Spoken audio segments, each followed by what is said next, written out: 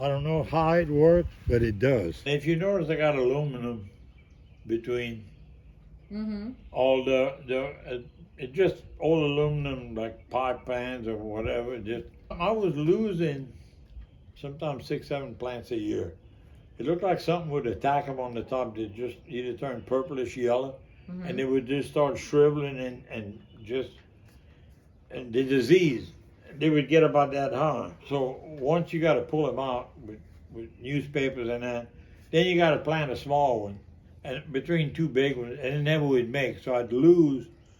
It's something that attacked them tomatoes. It's some kind of viral thing that, and when that aluminum messes up whatever it was, and they wouldn't lose it. So I said, well, I'm gonna try that. So I put mine, and since I've been putting that, and I save them every year, and I've never lost a tomato plant, and that's been, was probably 10 years. Wow. Not one. You can see the tomato. See, I just put them in the, all my holes are made. Yes, sir. All these are my holes are made.